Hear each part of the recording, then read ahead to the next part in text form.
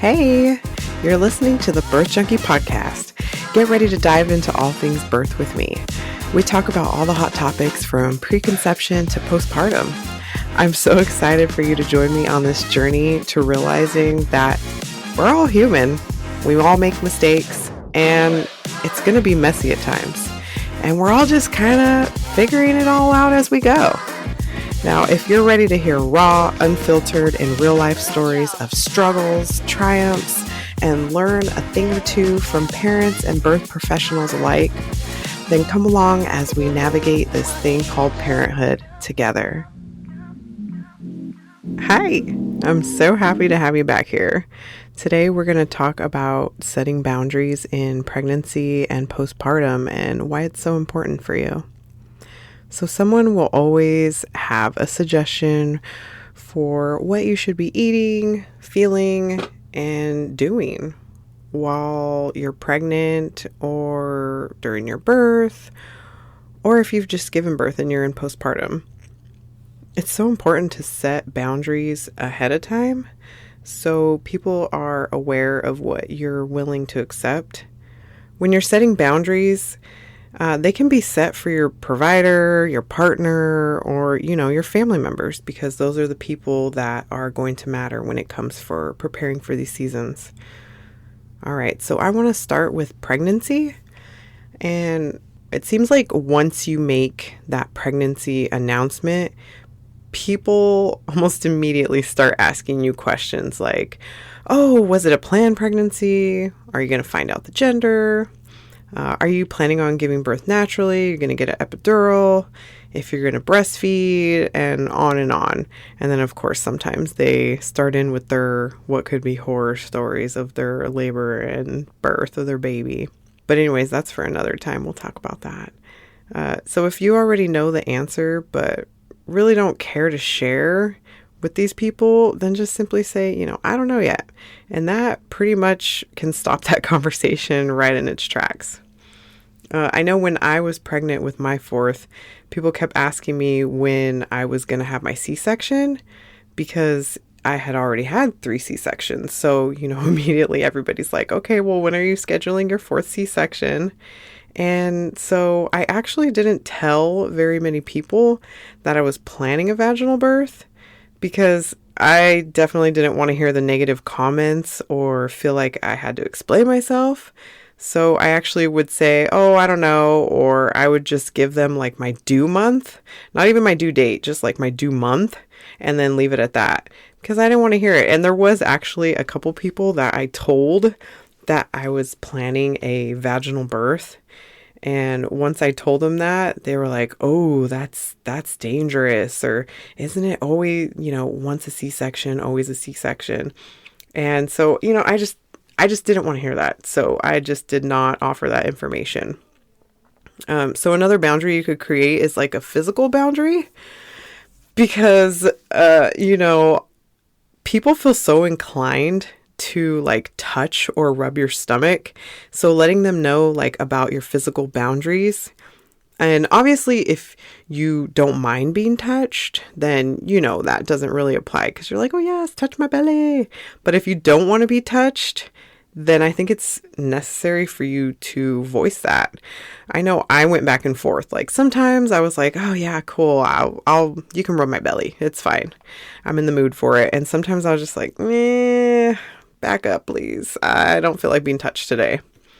And you can just simply tell them like, I actually don't enjoy being touched, but I appreciate the sentiment, something along those lines. Cause it's not like a lot of people do it out of, a negative space or out of trying to be abrasive, but sometimes, the way we receive things is different than the way people give them to us. But, obviously the opposite of that is if you enjoy your belly being touched, then just feel free to encourage your family or friends if that feels right to you. So when it comes to preparing for your labor and birth experience, it's important to discuss like your boundaries with your provider, or if you have a midwife, doula, and especially your partner. I think this includes like how you'd like to be talked to, how you'd like to be touched, how you'd like changes in your birth plan to be discussed and decided. Like say your baby has had like some heart decelerations and that's like a biggie for people to like freak out about. And they're suggesting like, oh my gosh, you need an emergency C-section. But they're like, oh, but you have time. Well, talk about this situation ahead of time and talk about how you'd like to handle this situation. You can use what's called the BRAIN acronym to decide whether this feels like a good decision to you, especially if it's not truly an emergency situation. Because if it's truly an emergency situation, they're not going to give you time to discuss it. They're just going to be like, no, we got to do this now. So if you aren't familiar with the BRAIN acronym, I'll just kind of touch on it. So BRAIN stands for, the B stands for benefits. So what are the benefits of this decision? Like what are the benefits of this C-section? The risks. So what are the risks involved with having a C-section? And A is the alternatives. So are there alternative options that we can do besides having a C-section? I is for intuition. So hone in on your intuition and just think about how that makes you feel or what you feel is the right decision to make. And N stands for nothing or no.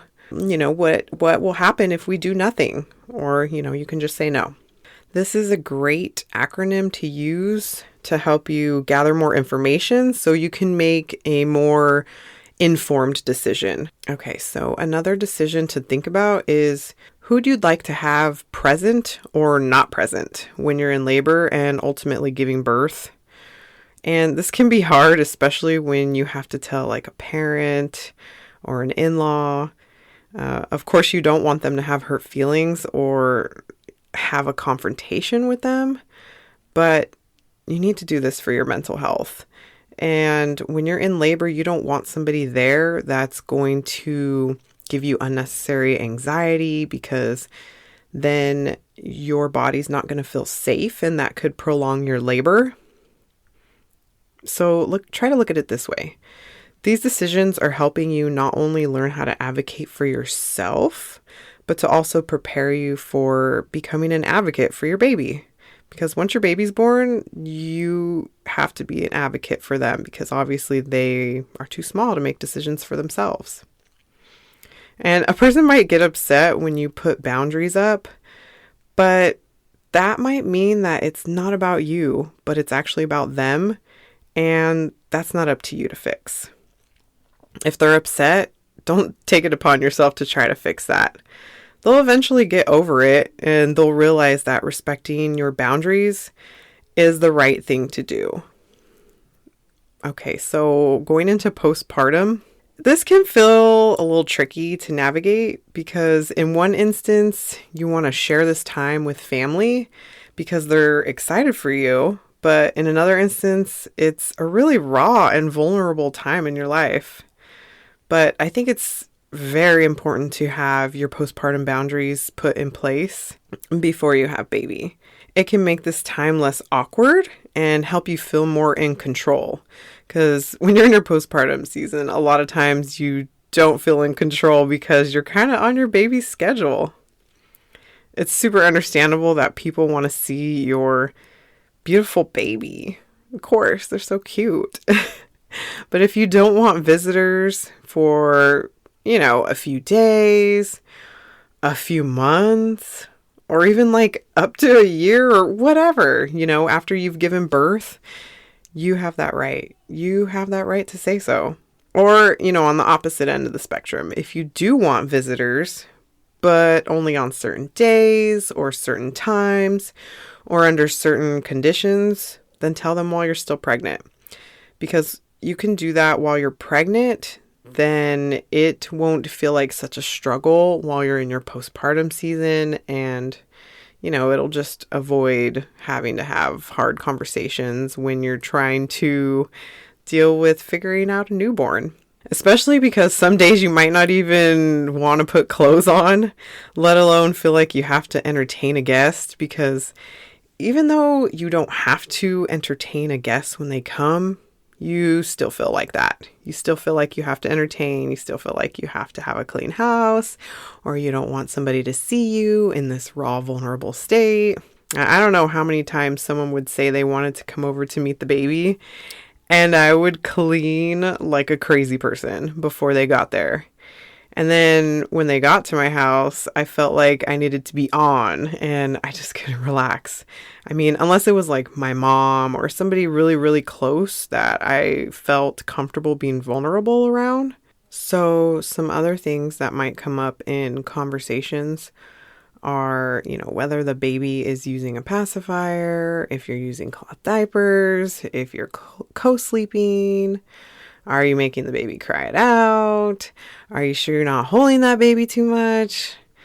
There will always be differing opinions on what you do, but no matter what you decide, the most important thing is that you feel okay with your decisions, whether you are supported in them or not. It's also important to do what you feel is right for you and your unique baby in your unique situation, and to build strength and courage so you can tell people to back off and so you can stand firm in your decisions. You may notice that some of these issues feel very triggering because, for one, it feels like someone is questioning your ability to make the best decisions for your family. And two, because your hormones are all over the place while you're pregnant and especially after you've given birth. So when you feel like something is triggering you or you're about to explode on somebody, just try walking away. Try walking away and collect yourself so you can come back and calmly say something along the lines of, "Thank you for your suggestion, but we're going to try this way, or we're going to try this thing first and see what works for us." It's necessary to set those boundaries so you also don't spiral. And what I mean by spiral is like spiral into like depression. Postpartum depression is real and can be initiated from self-doubt. And where can self-doubt come from? From everybody telling you to do it this way or buy this thing or saying, just give me the baby. I can make them stop crying.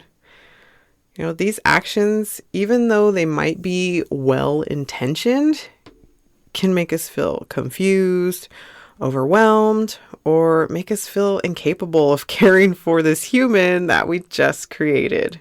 And you're entitled to have your own values, be respected, and you're entitled to stand firm in whatever ideologies you follow.